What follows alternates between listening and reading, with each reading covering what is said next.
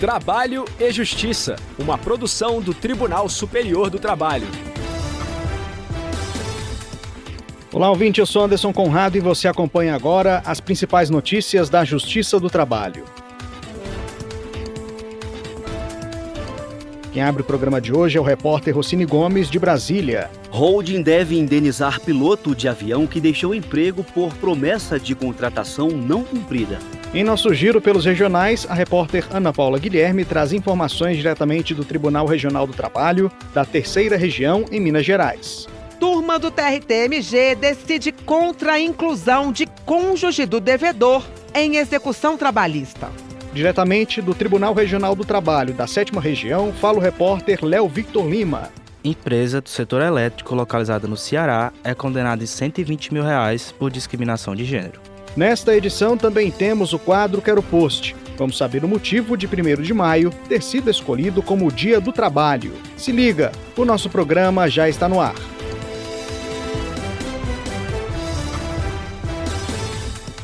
Um piloto de avião deve ser indenizado por dano moral após ter recebido uma falsa promessa de contratação. Ele pediu demissão da empresa em que trabalhava e chegou a fazer um curso de especialização fora do Brasil, mas não foi contratado. O repórter Rossini Gomes acompanhou o julgamento do caso e traz mais informações. O piloto recebeu a promessa de uma empresa de distribuição de combustíveis. Pelo acordo, ele receberia salário de R$ 57.900 para comandar um jato executivo. Um mês depois do acerto, o profissional pediu demissão de onde trabalhava para fazer um curso de qualificação nos Estados Unidos. A capacitação durou cerca de 30 dias e foi custeada pela futura empregadora. Quando voltou ao Brasil, o trabalhador participou de reuniões na companhia e chegou a receber o salário durante alguns meses, como pessoa jurídica. Após esse período, segundo o processo, ele foi dispensado com a justificativa de que o presidente da distribuidora havia mudado de ideia. Na Justiça Trabalhista, a empresa afirmou que não houve promessa de emprego, e sim um acordo de serviços entre duas pessoas jurídicas.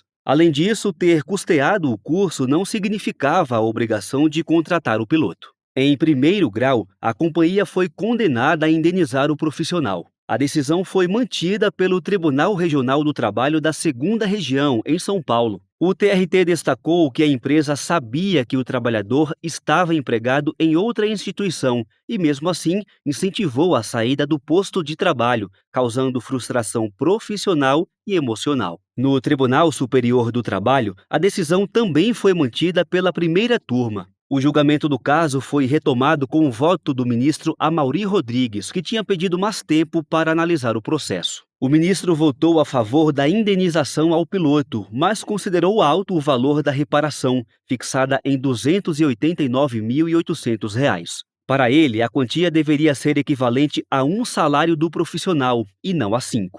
Penso que, reconhecida o direito ao dano extrapatrimonial, essa indenização deve observar o limite já do artigo 223G e da CLT, que é até 3 vezes a remuneração do trabalhador, e como ele já recebeu 8 meses, a minha proposta é dar provimento ao recurso de revista para reduzir essa indenização para R$ 57.964,92, correspondente a mais um mês da remuneração recebida durante o período pré-contratual. No entanto, o relator, ministro Dezena da Silva, votou pela manutenção do valor da indenização estabelecido nas instâncias anteriores. Eu não levo em consideração aquilo que já foi pago para fixação de dano. Para fixar dano, eu fixo com base no prejuízo experimentado pela não contratação. É essa a indenização. Aqui o valor, afinal de contas, acabou ficando em R$ 230 mil, porque ele ganhava 57 mil. Se ele ganhasse R$ 3 mil,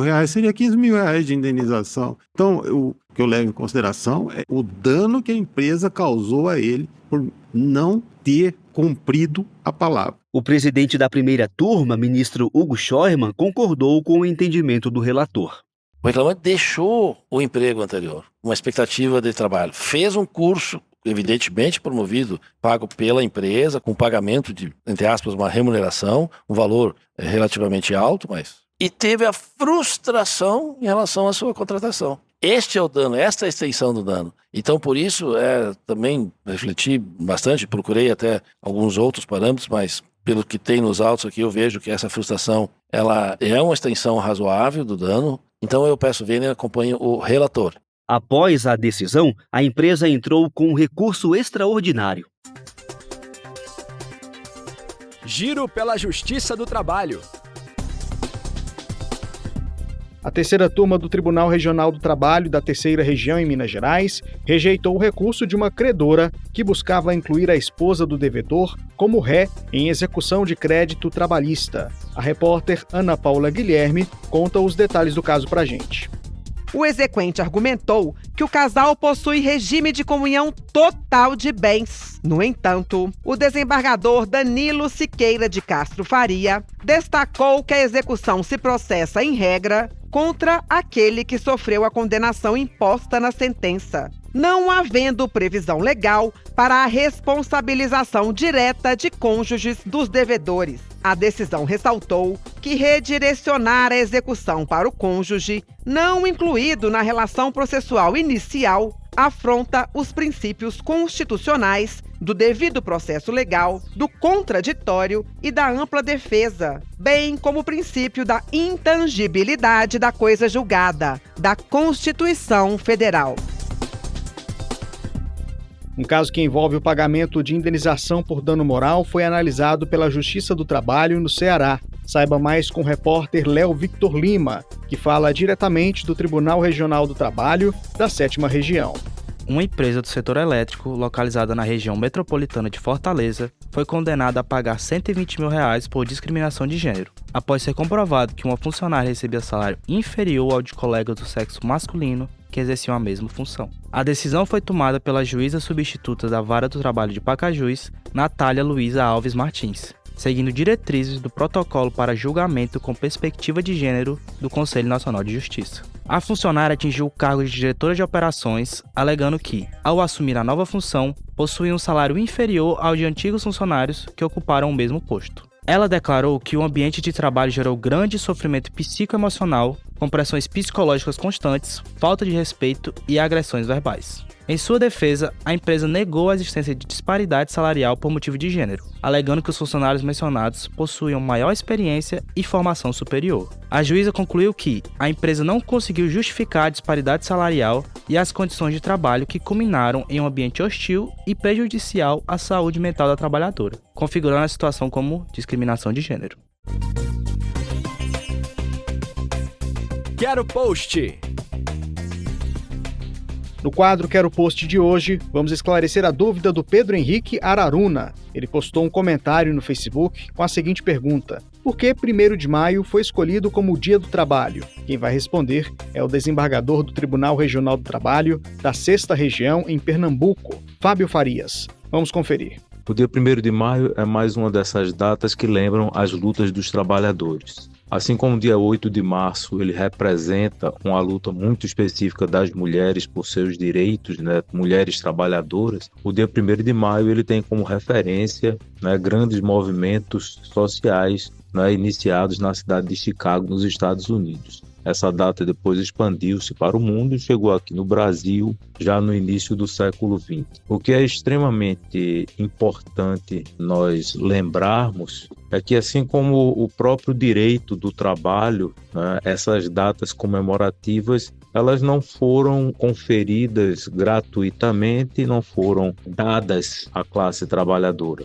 Elas foram conquistas, elas são eventos comemorativos de lembrança de que os trabalhadores, se eles não se organizarem, se eles não compuserem suas reivindicações, eles não terão a sua condição de trabalho elevada. Então, estamos próximos agora, em 2025, dessa data. O cenário que se afigura para a classe trabalhadora é um cenário de bastante dificuldade. A gente vê aí, certo, até algumas figuras importantes importantes propondo o congelamento do salário mínimo por 6 anos, certo? Como se o nosso salário mínimo ele tivesse condição de manter o trabalhador e a sua família conforme as necessidades sociais. Estamos bem longe disso daí, né? Mas muito mais do que isso, também tivemos muitas legislações, certo? Que retiraram bastante direitos da classe trabalhadora. Então,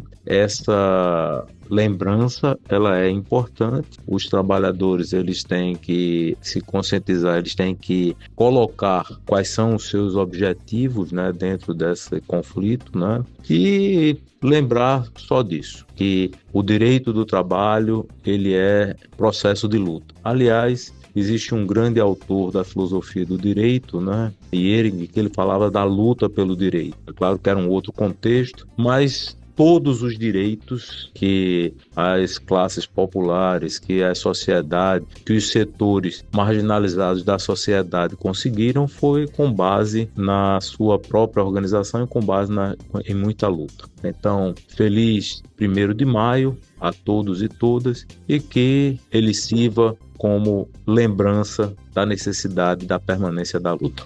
E você, tem dúvida ou sugestão sobre algum assunto relacionado ao direito trabalhista? Deixe um comentário nas redes sociais do TST. No Facebook e Instagram, o perfil é o @TSTJus. Também dá para fazer comentário no canal do TST, youtube.com/TST. Se preferir, mande um e-mail com seu questionamento para crtv@tst.jus.br.